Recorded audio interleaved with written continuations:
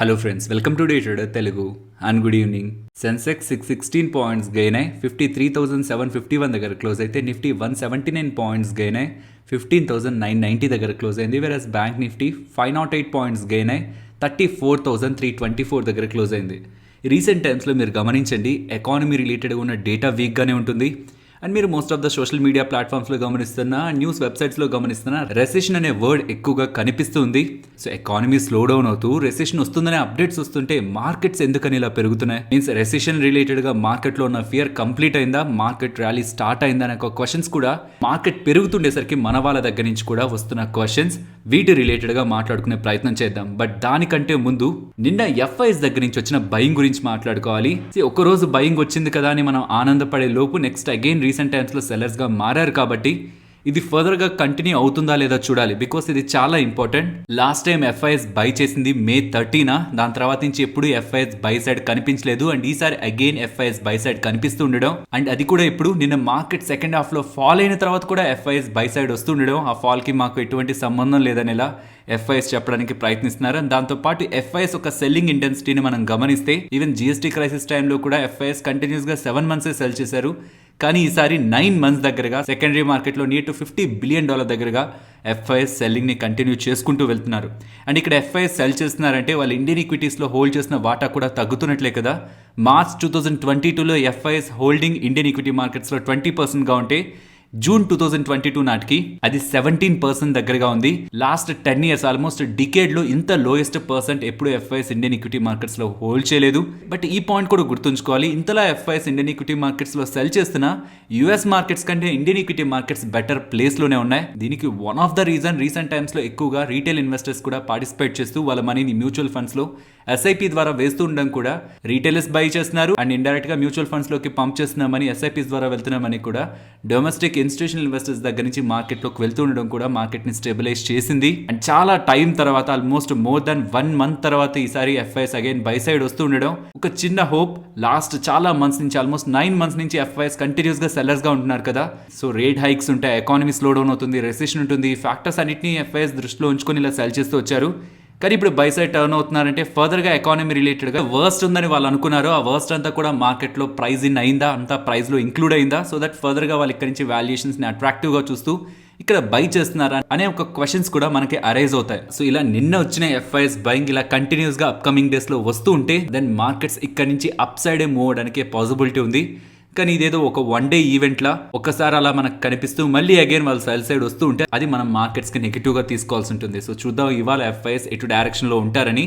But market పెరుగుతుండడం దాని వెనకైతే నేను crude ఆయిల్కి ఎక్కువ వెయిటేజ్ ఇస్తాను. క్రూడ్ ఆయిల్కే కాదు, మెటల్స్ కూడా. నేను మీకు ఇక్కడ నుంచి చాలా టైం బ్యాక్ రెసెషన్ వస్తుంది, కానీ అది స్టాక్ మార్కెట్ పై ఎంత ఇంపాక్ట్ చూపిస్తుంది అనేది పాయింట్ అనేలా ఒక వీడియోలో మాట్లాడుకున్నాం కదా. అందులోనే నేను క్లియర్ గా మెన్షన్ చేశాను, ఈ రెసెషన్ అనేది మనం వింటున్నాం, ఇలా ఆర్టికల్స్ లో చదువుతున్నాం, సోషల్ మీడియాలో కూడా ఈవెన్ అది ట్రెండింగ్ అవుతుంది. ట్విట్టర్ లో చూస్తే రెసెషన్ అనేది మీకు ట్రెండింగ్ లో కనిపిస్తూ ఉంటుంది. అలా ట్రెండింగ్ అవుతుందంటేనే ఎక్కువ శాతం ప్రజలకు అది అర్థం అవుతుందని. ఆ నిర్వహిస్తున్న సర్వేస్ ప్రకారం రెసెషన్ రావడం కాదు, ఆల్రెడీ మనం రెసెషన్ లో ఉన్నాం అండ్ అది కన్స్యూమర్ సెంటిమెంట్ డేటా ద్వారా మనకు అర్థమవుతుందని ఇలా కూడా ఆర్టికల్స్ అయితే కనిపిస్తున్నాయి. సో అగైన్ లాస్ట్ వీడియోలో మాట్లాడుకుందంతా రిపీట్ చేయాలనుకోవట్లేదు. ఈ వీడియో లింక్ నేను మీకు కామెంట్ సెక్షన్ లో ఇస్తాను అండ్ ఎండ్ కార్డ్స్ లో కూడా ఇస్తున్నాను. ఇది తప్పకుండా గమనించండి, బికాస్ ఎకానమీ స్లో డౌన్ అవుతుంది. కొంత టైం వరకు, ఆల్మోస్ట్ 6 months వరకు కూడా ఎకానమీలో స్లో గ్రోత్ ఉంటుంది. అండ్ ఈవెన్ రెసెషన్ రిలేటెడ్ గా కన్సర్న్స్ తోనే మార్కెట్ లో ఒక బిగ్ ఫాల్ అయితే కనిపించింది. అండ్ అది ఆల్రెడీ ప్రైస్ లో ఇంక్లూడ్ అయింది. ఇక్కడ నుంచి ఫర్దర్ గా ఫాలో అవ్వాలంటే మార్కెట్ ఏదైతే ప్రెసెంట్ ఎస్టిమేట్ చేస్తుందో అలా పాజిటివ్ గా ఉంచుకుంటున్న ఎస్టిమేట్స్ బ్రేక్ అవ్వాలి.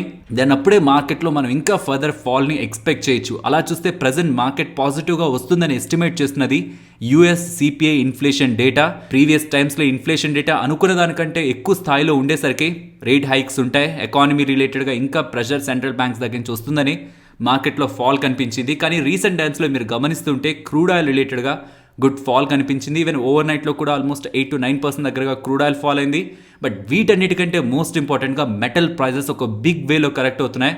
కాబట్టి ఇండియన్ ఈక్విటీ మార్కెట్స్ లో కూడా మెటల్ స్టాక్స్ నియర్ టు 40-50% దగ్గరగా కూడా కరెక్ట్ అయిన స్టాక్స్ కనిపిస్తాయి. సో ఇలా crude oil and metals follow అవుతూ ఉండడం కారణంగా ఇన్ఫ్లేషన్ తగ్గుతుందని మార్కెట్స్ అయితే ఎక్స్పెక్ట్ చేస్తున్నాయి. ఇన్ఫ్లేషన్ తగ్గితే ఆటోమేటిక్ గా సెంట్రల్ బ్యాంక్స్ కూడా వాళ్ళ వడ్డీ రేట్లని అగ్రెసివ్ గా పెంచరని మార్కెట్ ముందుగానే గెస్ట్ చేస్తూ అప్కమింగ్ టైమ్స్ లో ఉండబోతున్న CPI inflation data previous times తో పోలిస్తే బెటర్ గా ఉంటుందని మార్కెట్ పెట్టుకుంటున్న ఈ ఎక్స్పెక్టేషన్స్ కమింగ్ టైమ్స్లో మీట్ అవుతూ ఉంటేనే ఇలా వస్తున్నాయి, రీసెంట్ టైమ్స్లో వస్తున్నాయి, ర్యాలీ స్టెబిలైజ్ అవుతుంది. ఇఫ్ అలా కానట్లయితే దెన్ అగైన్ మనం మార్కెట్లో ఫాల్ని విట్నెస్ చేయొచ్చు. మార్కెట్లో ఊహాగానాలు ఎప్పుడైతే నెగిటివ్గా ఉంటాయో, అప్కమింగ్ టైమ్స్లో ఫెడ్ వాళ్ళు వడ్డీ రేట్లు పెంచుతారు, ఎకానమీ వీక్ అవుతుంది, ఇలాంటి నెగిటివ్ సెంటిమెంట్ ఎప్పుడైతే ఉంటుందో మార్కెట్ అది ఫ్యాక్టర్ చేస్తుంది, స్టాక్స్ ఫాలో అవుతాయి, ఇండెక్స్ ఫాలో అవుతుంది. అలాంటి సందర్భంలో ఇంపార్టెంట్ లెవెల్స్ దగ్గరికి మన స్టాక్స్ ఫాలో అవుతున్నప్పుడు మనం అనుకుంటున్న క్యాపిటల్ని డివైడ్ చేసి ఒక 3 పార్ట్స్గానే డివైడ్ చేసి ఇంపార్టెంట్ సపోర్ట్స్ దగ్గరికి వస్తున్నా, మార్కెట్ ఒక 5 to 10% ఫాలో అవుతున్నా, అలాంటి పాయింట్స్లో యాడ్ చేసుకుంటూ ఉండడం వల్ల బై హిస్టారికల్ ఎవిడెన్స్ ఇన్వెస్టర్స్ లాభం పొందినట్లే డేటా ఉంది. But short term like 1 or 2 yearsలో ఇన్వెస్ట్ చేసి మంచిగా గెయిన్స్ 50 or 100% గెయిన్స్ని సంపాదించాలనుకునే వాళ్ళు మాత్రం కొంచెం జాగ్రత్తగా వ్యవహరించాలి. బికాస్ మనకి 2 type ఆఫ్ కరెక్షన్స్ ఉంటాయి. ఒకటి ప్రైస్ వైజ్ కరెక్షన్, ఇంకొకటి టైం వైజ్ కరెక్షన్. ఇప్పుడు మనకి ప్రైస్ వైజ్ కరెక్షన్ కనిపించకపోవచ్చేమో, మీన్స్ భారీ మొత్తంలో స్టాక్ మార్కెట్స్ ఫాలో అవ్వకపోవచ్చేమో, but time wise correction means ఇక్కడ నుంచి 500-600 పాయింట్స్ అప్ సైడ్కి వెళ్తూ అగైన్ కొంత కరెక్ట్ అవుతూ అగైన్ డౌన్ సైడ్కి వెళ్తూ అగైన్ అప్ సైడ్కి వెళ్తూ ఇక్కడ నుంచి ఈవెన్ సిపిఐ ఇన్ఫ్లేషన్ కంట్రోల్ అవుతున్నా, వడ్డీ రేట్లు పెంచకపోతున్నా, ఎకానమీ స్లో డౌన్ అవుతుండడం కారణంగా కూడా మార్కెట్లో ఒక బిగ్ వేలో మనకి మూవ్ లైక్ 30 or 40% ప్రీవియస్గా చూసినట్లు అంత పెద్ద మొత్తంలో స్టాక్స్ పెరగకపోవచ్చు. కాబట్టి పర్సనలీ మేము కూడా షార్ట్ టర్మ్లో గెయిన్ అవుదాం అనుకుంటున్న స్టాక్స్ కాకుండా లాంగ్ టర్మ్లో ఏ స్టాక్స్ని అయితే హోల్డ్ చేయగలమో ఆ స్టాక్స్లోనే లోయర్ లెవెల్స్కి వస్తున్నప్పుడు యావరేజ్ చేయడానికి అయితే ప్రయత్నిస్తున్నాం. అండ్ వాటి రిలేటెడ్గా రీసెంట్ టైమ్స్లో కూడా ఇంపార్టెంట్ లెవెల్స్ దగ్గరికి వస్తున్నప్పుడు నేను వీడియోస్లో మెన్షన్ చేస్తున్నాను. అండ్ అప్కమింగ్ టైమ్స్లో ఏదైనా ఫాల్ ఉంటూ ప్రీవియస్ కామెంట్ సెక్షన్లో మీరు మెన్షన్ చేసిన స్టాక్స్ వస్తూ ఉంటే ఇంపార్టెంట్ సపోర్ట్స్ దగ్గరికి, దెన్ అవి కూడా నేను మన ఛానల్లో అప్డేట్ చేస్తాను. సో అగైన్ మార్కెట్ పెరిగిపోతుందంటే అంతా రికవర్ అయిపోయి అంతా బాగా అయిపోయినట్లు కాదు. రీసెంట్గా ఉంటున్న క్రూడ్ ఆయిల్ ఫాల్ అండ్ ఈ మెటల్స్ ఫాల్ అవుతుండేసరికి ఇన్ఫ్లేషన్ కంట్రోల్ అవుతుందని మార్కెట్ ఎక్స్పెక్ట్ చేస్తూనే ఇలా ర్యాలీ అవుతుంది. రీసెంట్ టైమ్స్లో మార్కెట్ డౌన్ సైడ్కి ఫాల్ అవుతున్నప్పుడు 15,670 దగ్గర మల్టిపుల్ టైమ్స్ సపోర్ట్ని తీసుకుంటూ అప్ సైడ్కి మూవ్ అయ్యే ప్రయత్నం చేసింది. బట్ 15,880 దగ్గర రెసిస్టెన్స్ ఫేస్ చేస్తూ వచ్చింది ఆన్ క్లోజింగ్ బేసిస్. కానీ ఇవాళ ఆన్ క్లోజింగ్ బేసిస్లో కూడా అప్ సైడ్ క్లోజింగ్ కనిపిస్తూ ఉండడం మనం పాజిటివ్గానే చూడొచ్చు. ఇక్కడ నుంచి టాప్ సైడ్కి వెళ్తున్నప్పుడు ఆన్ పొజిషనల్ బేసిస్ మనం తీసుకోవాల్సిన important resistance 16,180 to 16,200. And if రేపు ఒకవేళ మార్కెట్ ఓపెనింగే 15,880 బిలో వచ్చి కానీ ఓపెన్ అవుతూ ఉంటే దాని పాజిటివ్ వ్యూ బ్రేక్ అవుతుంది. బికాస్ ఈ 880 అబోవ్ క్లోజ్ అవుతూ ఉండడం పాజిటివ్, బట్ ఆపై సస్టైన్ అవుతూ టాప్ సైడ్కి మూవ్ అవుతుంటే అది ఫర్దర్ కన్ఫర్మేషన్. లేదు గ్లోబల్గా ఉంటున్న నెగిటివ్ సెంటిమెంట్ కారణంగా ఓపెనింగే గ్యాప్ డౌన్ అవుతూ 15,880 బిలో కనిపిస్తుంటే మాత్రం అగైన్ ఈ 200 పాయింట్ రేంజ్ లో నిఫ్టీ ట్రాప్ అవడానికి పాసిబిలిటీ ఉంటుంది. కాబట్టి మార్కెట్ ఓపెనింగ్ తర్వాత ప్రైస్ ఈ లెవెల్ ని ఎలా రెస్పెక్ట్ చేస్తుంది అనేది కూడా గమనించాలి. ఫ్రెండ్స్, వీడియోకి మేము పెడుతున్న ఎఫర్ట్స్ మీకు వాల్యుబుల్ గా అనిపిస్తూ ఉంటే వీడియోని తప్పకుండా లైక్ చేయండి. ఫస్ట్ పటేల్ ఇంజనీరింగ్ గురించి మాట్లాడుకోవాలి. ఇవాళ ఇంట్రోడే సెషన్ లో ఆల్మోస్ట్ 2:30 అరౌండ్ మీకు టెలిగ్రామ్ లో ఒక ఇమేజ్ కనిపిస్తుంది. ఆ ఇమేజ్ లో గమనించారంటే Jammu and Kashmir government file చేసిన కేసు ఆధారంగా సిబిఐ వాళ్ళు పటేల్ ఇంజనీరింగ్ కంపెనీ రిలేటెడ్గా ఎంప్లాయీస్ని and even managing director and చైర్మన్ని విచారిస్తున్నారని, ఈ ఎంటైర్ కేసు అంతా 2019లో వీళ్ళకి లభించిన 2,200 crore విలువ చేసే ఆర్డర్ రిలేటెడ్ గానీ అండ్ ఆర్డర్ని సంపాదించడం కోసం పటేల్ ఇంజనీరింగ్ వాళ్ళు సివిల్ సర్వెంట్స్కి లంచాలని ఇచ్చారనేలా ఆరోపణలు పటేల్ ఇంజనీరింగ్ వాళ్ళపైన వస్తున్నాయి. అప్పటి వరకు పాజిటివ్లో ట్రేడ్ అవుతున్న స్టాక్ ఈ అప్డేట్ రావడంతో 3% దగ్గరగా డౌన్ సైడ్కి ఫాల్ అయింది. అండ్ ఇది కూడా గుర్తుంచుకోవాలి, ఈ పర్టికులర్ అప్డేట్ సిబిఐ రైడ్ అనే అప్డేట్ ఈ స్టాక్ రిలేటెడ్గా ఫస్ట్ టైం న్యూగా వస్తున్నది కాదు. ఏప్రిల్ 2022లో కూడా ఈ సేమ్ ప్రాజెక్ట్ రిలేటెడ్గా 2,200 crore విలువ చేసే ప్రాజెక్ట్ని గెలుచుకున్నారనుకుంటున్నాం కదా. ఈ ప్రాజెక్ట్ రిలేటెడ్గా సిబిఐ వాళ్ళు సోదాలు చేశారు ఆల్రెడీ. బట్ అగైన్ ఈ పర్టికులర్ కంపెనీ ఎండి అండ్ ఎంప్లాయీస్ని సిబిఐ వాళ్ళు విచారిస్తూ సర్చ్ ఆపరేషన్స్ చేస్తున్నారనేసరికి స్టాక్ ఇవాళ నెగిటివ్ గా మూవ్ అయింది. Next Adani Wilmar and even Ruchi Soya related గా మాట్లాడుకోవాలి. Malaysian palm oil prices lower circuit ని హిట్ అయ్యని వస్తున్న అప్డేట్స్ మనం స్టాక్ రిలేటెడ్ గా నెగిటివ్ గానే తీసుకోవాలి. అండ్ ఈవెన్ గవర్నమెంట్ సైడ్ నుంచి కూడా పామ్ ఆయిల్ ప్రైస్లు పడుతున్నాయి కాబట్టి బయట ఉన్న రీటైల్ ఆయిల్ ప్రైజెస్ని కూడా తగ్గించమని ఆర్డర్స్ వస్తున్నాయనిలా కూడా అప్డేట్స్ వస్తున్నాయి. ఈ పామ్ ఆయిల్ ప్రైజెస్ రిలేటెడ్గా వస్తున్న ర్యాలీ ఎండ్ అవుతున్న పాయింట్స్ నుంచి ఈ రీసెంట్ టైమ్స్ వరకు కూడా స్టాక్ ఆల్ టైమ్ హైస్ నుంచి 30% దగ్గరగా స్టాక్ ప్రైస్లో ఫాల్ కనిపించింది. Next container corporation of India గురించి మాట్లాడుకోవాలి. సిఎన్బిసి ఆవాజ్ వాళ్ళు సోర్సెస్ దగ్గర నుంచి వస్తున్న అప్డేట్ అంటూ ఒక న్యూస్ అప్డేట్ని ఈ కంపెనీ రిలేటెడ్గా పబ్లిష్ చేశారు. దీంతో స్టాక్ రిలేటెడ్గా వాళ్ళ ఇంట్రాడే సెషన్స్లో స్ట్రాంగ్ మూవ్ కనిపించింది. వాళ్ళు మెన్షన్ చేస్తున్నది ఇవాళ కంటైనర్ కార్పొరేషన్ కి అండ్ ఇండియన్ రైల్వేస్ కి ఉన్న railway land lease policy related గా ఇవాళ పాజిటివ్ అప్డేట్ రానుందని, ప్రీవియస్ గా ఉన్న ల్యాండ్ లీజ్ ఫీజ్ ని కట్ చేస్తూ 6% కి తగ్గించనున్నారని, అండ్ ప్రీవియస్ గా ల్యాండ్ లీజ్ అనేది రైల్వేస్ వాళ్ళు ఇస్తున్న ల్యాండ్ అనేది వీళ్ళకి లీజ్ గా కేవలం 5 years మాత్రమే ఉంది. కానీ ఆ 5 years నుంచి ఇప్పుడు 30 years కి పెంచాలనుకుంటున్నారని ఇలా అప్డేట్స్ అయితే కనిపిస్తున్నాయి. ల్యాండ్ లీజ్ ఫీజుని తగ్గిస్తూ ల్యాండ్ లీజ్ టైమ్ని 5 years నుంచి 30 years కి పెంచడానికి మెయిన్ రీజన్ ఈ కంపెనీ రిలేటెడ్గా గవర్నమెంట్ ఆఫ్ ఇండియా వాళ్ళు చేయాలనుకుంటున్న డిస్ఇన్వెస్ట్మెంట్. ఈ కంపెనీలో గవర్నమెంట్ నియర్ టు 55% దగ్గరగా వాటాని హోల్డ్ చేస్తుంది. సో ఇలా వీళ్ళకి కొన్ని వెసులుబాట్లను కలిగించి కంపెనీలో వాళ్ళకున్న వాటాని సెల్ చేసి క్యాపిటల్ ని రైజ్ చేయాలని గవర్నమెంట్ ఎప్పటి నుంచో ప్రయత్నిస్తుంది. దీని రిలేటెడ్ గా ఇంకా మనకు అఫీషియల్ అప్డేట్ రాలేదు, బట్ ఇది వాళ్ళే జరగబోతుందని సిఎన్బిసి వాళ్ళు పబ్లిష్ చేస్తున్న రిపోర్ట్స్ తో స్టాక్ ఇవాళ గెయిన్ అయింది. నెక్స్ట్ క్రూడ్ ఆయిల్ రిలేటెడ్ ఉన్న స్టాక్స్ గురించి మాట్లాడుకోవాలి. ఇవాళ మీరు ONGC, oil India, Reliance industries, Chennai petroleum, particularly ఈ 2 stocks Chennai petroleum and MRPL లో ఇంట్రాడే సెషన్స్ లో ఒక బిగ్ ఫాల్ కనిపించింది. దీనికి రీజన్ గ్లోబల్గా క్రూడ్ ఆయిల్ ప్రైజెస్లో నియర్ టు 9% దగ్గరగా కరెక్షన్ వస్తూ ఉండడం, ఆల్మోస్ట్ 8 వీక్లోకి క్రూడ్ ఆయిల్ ప్రైజులు ఫాలో అవుతుండడం. దీనికి తోడుగా సిటీ వాళ్ళు కూడా ఇక్కడి నుంచి కొంత టైంకి క్రూడ్ ఆయిల్ $65 పర్ బ్యారెల్కి ఫాలో అవుతుంది due to economy slow down చేస్తున్న కామెంట్స్ కూడా. అండ్ దీంతో పాటు రీసెంట్ టైమ్స్ లో గవర్నమెంట్ వాళ్ళు తీసుకొచ్చిన విండ్ ఫాల్ టాక్స్ కూడా ప్రీవియస్ గానే నెగిటివ్ సెంటిమెంట్ ని స్టార్ట్ చేస్తే ఇప్పుడు క్రూడ్ ఆయిల్ ప్రైజులు ఫాలో అవుతుండడం ఫర్దర్ గా నెగిటివ్ గా ఈ పర్టికులర్ స్టాక్స్ రిలేటెడ్ గా ఇవాళ డౌన్ సైడ్ ఇంపాక్ట్ అయితే చేసింది. అండ్ ఈవెన్ ఈ క్రూడ్ ఆయిల్ ఇలా ఫాలో అవుతుండేసరికి oil marketing companies like HPCL, BPCL stocks related గా ఇవాళ గెయిన్ కనిపించింది. అండ్ దీనికి అడిషన్ గా పెట్రోల్ అలాగే డీజిల్ లో బ్లెండ్ చేసిన ఇథనాల్ రిలేటెడ్ గా గవర్నమెంట్ వాళ్ళు ఎక్సైజ్ డ్యూటీ రిలేటెడ్ గా ఎగ్జామ్షన్ ని ఇస్తూ ఉండడం, పెట్రోల్ కి 15% అండ్ డీజిల్ కి 20% అరౌండ్ వరకు కూడా ఎగ్జామ్షన్ ఉంటుంది అనేలా అప్డేట్స్ వస్తూ ఉండడం కూడా ఆయిల్ మార్కెటింగ్ కంపెనీస్ అయిన బీపీసీఎల్, హెచ్పిసిఎల్ స్టాక్స్ ఇవాళ పాజిటివ్ గా రియాక్ట్ అయ్యాయి. దీనికి అడిషన్ గా ఇలా ఇథనాల్ రిలేటెడ్ గా పాజిటివ్ అప్డేట్స్ వస్తూ ఉండడం, ఇథనాల్ మ్యానుఫ్యాక్చరర్స్ రిలేటెడ్ గా ఏం బిగ్ ఇంపాక్ట్ కనిపించలేదు ఇవాళ. Most of the sugar stocks అన్ని కొంత లోయర్ సైడే ఉన్నాయి. కానీ ఇథనాల్ రిలేటెడ్ గా ఇన్ఫ్రాస్ట్రక్చర్ ని ప్రొవైడ్ చేసే ప్రాజ్ రిలేటెడ్ గా మాత్రం ఇవాళ మోర్ దాన్ 3.7% దగ్గరగా ర్యాలీ కనిపించింది. నెక్స్ట్ బయోకాన్ గురించి మాట్లాడుకోవాలి. బయోకాన్ బయాలజిక్స్ రిలేటెడ్ గా వీళ్ళ బెంగళూరు మ్యానుఫ్యాక్చరింగ్ ఫెసిలిటీ రిలేటెడ్ గా వీళ్ళకి ఒక పాజిటివ్ అప్డేట్ కనిపిస్తుంది.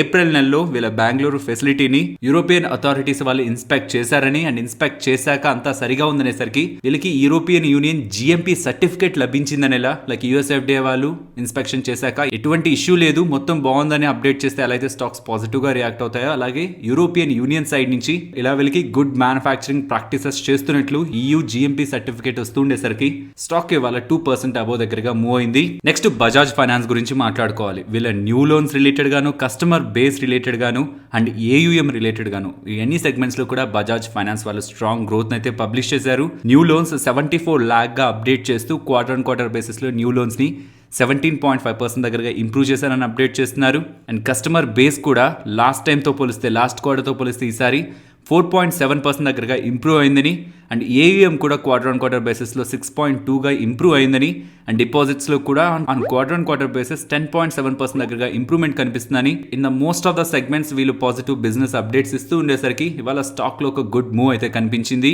నెక్స్ట్ FMCG కంపెనీస్ అయిన మ్యారికో అండ్ డాబర్ వాళ్ళు ఇద్దరు కూడా వాళ్ళ బిజినెస్ అప్డేట్ అయితే ఇస్తున్నారు.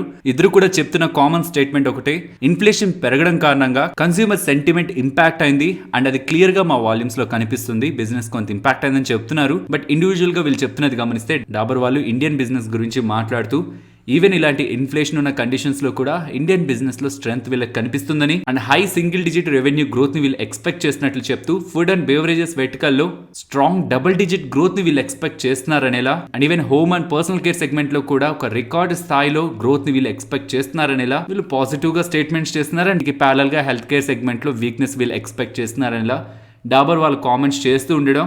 ఈవెన్ డాబర్ అనే కాదు, మ్యారికో వాళ్ళు కూడా సిమిలర్ లైన్ లోనే కామెంట్స్ చేశారు.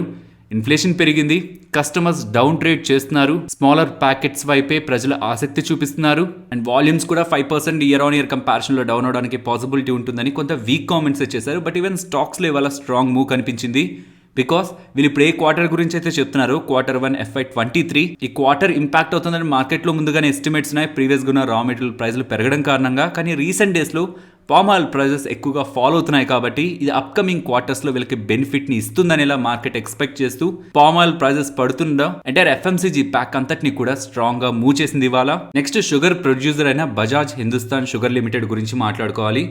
స్టాక్ ఇంట్రాడే సెషన్స్ లో 9% దగ్గరగా డౌన్ అయింది. దీనికి రీజన్ ఇది అఫీషియల్ గా వస్తున్న అప్డేట్ కాదు, బిజినెస్ స్టాండర్డ్ వాళ్ళు రిపోర్ట్ చేస్తున్నది. వాళ్ళు రిపోర్ట్ చేస్తున్న దాని ప్రకారం బజాజ్ హిందుస్థాన్ వాళ్ళకి నియర్ టు 4,814 crore దగ్గరగా అప్పులు ఉన్నాయని, అండ్ ఆ అప్పులకి వీళ్ళ సకాలంలో వడ్డీలు చెల్లించలేకపోతుండేసరికి ఆ ఎంటైర్ అప్పులంతటినీ కూడా వీళ్ళకి లోన్స్ ఇచ్చిన బ్యాంక్స్ నాన్ పర్ఫార్మింగ్ అసెట్స్ NPAగా క్లాసిఫై చేశారంటుండేసరికి సో వీళ్ళు సకాలంలో వడ్డీలు చెల్లించలేకపోతున్నారు, అండ్ అది మొండి బకాయిలుగా వీళ్ళకి అప్పులు ఇచ్చిన వాళ్ళు చూస్తున్నారనేసరికి వీళ్ళ క్రెడిట్ ప్రొఫైల్ రిలేటెడ్ గా డౌన్ రేటింగ్స్ అప్కమింగ్ టైంలో రేటింగ్ ఏజెన్సీస్ కానీ అండ్ ఈవెన్ వీళ్ళు మనీ రైజ్ చేయాలన్నా ఇది ఇబ్బందికరంగా ఉంటుంది కాబట్టి స్టాక్ ఇవాళ నియర్ టు 10% దగ్గరగా డౌన్ అయింది. నెక్స్ట్ ఈ రియల్ ఎస్టేట్ సెగ్మెంట్ లో ఉన్న మ్యాక్రోటెక్ డెవలపర్స్ గురించి మాట్లాడుకోవాలి. వీళ్ళు క్వార్టర్లీ డేటాని పబ్లిష్ చేస్తూ బెస్ట్ ఎవర్ Q1 పర్ఫార్మెన్స్ అనేలా వీళ్ళు పాజిటివ్ స్టేట్మెంట్స్ని చేస్తున్నారు. వీళ్ళు ఎంటైర్ ఫైనాన్షియల్ ఇయర్కి ఎటువంటి సేల్స్ గ్రోత్ని ఉంటుందని ఎక్స్పెక్ట్ చేశారు. ఎంటైర్ సేల్స్ గ్రోత్లో 75% ఆఫ్ ద సేల్స్ గ్రోత్ కేవలం Q1లోనే మీట్ అవుతుందని and collections 53% year on year కంపారిజన్లో పెరుగుతూ నెట్ డెట్ని 450 crores తగ్గించుకుంటూ ప్రజెంట్ డెట్ని 8,858 crore ఉంచారని అండ్ ఈ గ్లోబల్ అప్డేట్స్ లైక్ రెసెషన్ ఉంటుంది, ఎకానమీ స్లో డౌన్ ఉంటుంది, ఇలాంటి ఏ అప్డేట్స్ కూడా వీళ్ళ బిజినెస్ని ఇంపాక్ట్ చేయట్లేదని అక్రాస్ అన్ని సెగ్మెంట్స్లో కూడా గుడ్ గ్రోత్ కనిపిస్తుందని వీళ్ళు చేసిన కామెంట్స్ కూడా స్టాక్ ఇవాళ 5% గెయిన్ అయ్యేలా రీజన్ అయ్యాయి.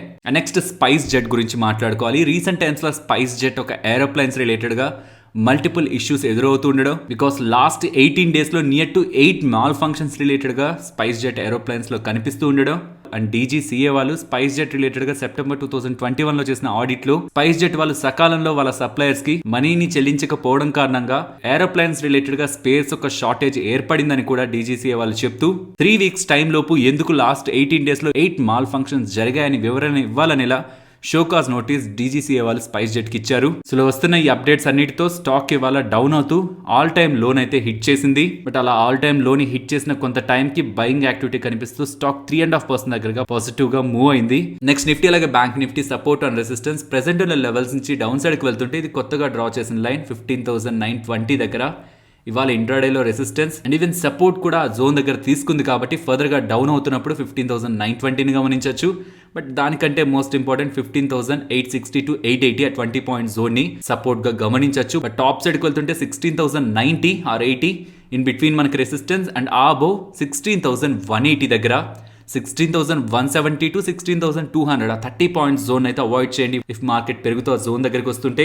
అండ్ బ్యాంక్ నిఫ్టీ విషయానికి వస్తే నిన్న ఎక్కడైతే మార్కెట్ రెసిస్టెన్స్ ని ఫేస్ చేసిందో అగైన్ ఇవాళ కూడా ఆ జోన్ దగ్గర రెసిస్టెన్స్ ని ఫేస్ చేస్తూ ఓవరాల్ గా క్లోజింగ్ అయితే అబోవ్ అయింది. ఒకవేళ ఓపెనింగ్ బిలో అవుతుంటే ఇదే ఇంపార్టెంట్ రెసిస్టెన్స్ గా గమనించవచ్చు. అండ్ ఒకవేళ ఇక్కడ నుంచి ర్యాలీ అవుతుంటే 34,550 to 34,640 జోన్ అయితే కొంత అవాయిడ్ చేయండి. ప్రీవియస్గా మల్టిపుల్ టైమ్స్ ఆ జోన్లో మనకి ప్రైస్ యాక్టివిటీ కనిపించింది కాబట్టి అదొక important resistance and above 34,980 next important రెసిస్టెన్స్గా కనిపిస్తుంది. అండ్ డౌన్ సైడ్ 33,860 అండ్ ఆ below 33,650. Next Nifty option chain data July weekly and monthly expiry contract డేటాస్ని కంబైన్ చేస్తుంటే 16,000 దగ్గర కాల్ రేటింగ్ స్టిల్ ఎక్కువగా ఉంది. బట్ ఇవాళ పుట్ రేటింగ్ కూడా సిగ్నిఫికెంట్ గా కనిపిస్తూ ఉంది. ఈ 16,000 పైనే ఉంటుందని పుట్ రైటర్స్ లో కూడా యాక్టివిటీ కనిపిస్తుంది కాబట్టి next important resistance if market intraday sessions లో 16,000 అబోవ్ వచ్చి సస్టైన్ అవుతుంటే ఒక 15-minute candle 1 hour candle close అవుతుంటే దెన్ అక్కడ ఉన్న కాల్ ఆప్షన్స్ అన్ని కూడా 16,200కి అన్వైండ్ అవడానికి పాసిబిలిటీ ఉంది. కాబట్టి నియర్ టర్మ్ 16,200ని మనం రెసిస్టెన్స్ గా అండ్ డౌన్ సైడ్ 15,800ని సపోర్ట్ గా గమనించవచ్చు. సో 15,800 to 16,200 ఇన్ బిట్వీన్ ఈ 400 పాయింట్ రేంజ్ లో నిఫ్టీ ఉంటుందనేలా కాల్ అలాగే పుట్ రైటర్స్ భావిస్తున్నారు. ఫైనలీ ఇది ఫ్రెండ్స్ మన వీడియో నచ్చితే మన వీడియోని లైక్ చేయండి ఫ్రెండ్స్. అండ్ ఈ వీడియో మన వాళ్ళకి యూజ్ అవుతుంది అనుకుంటే తప్పకుండా షేర్ చేయండి అండ్ మన ఛానల్ని సబ్స్క్రైబ్ చేయనట్లయితే ఛానల్లో ఉన్న కంటెంట్ని గమనించండి. ఇఫ్ ఆ కంటెంట్ మీకు ఇంట్రెస్టింగ్ అనిపిస్తూ ఉంటే ఛానల్ని సబ్స్క్రైబ్ చేసి పక్కనే ఉన్న బెల్ ఐకాన్ క్లిక్ చేయండి. మరొక ఇంట్రెస్టింగ్ వీడియోతో మళ్ళీ మీ ముందుకు వస్తాను. అంతవరకు టేక్ కేర్. జై హింద్.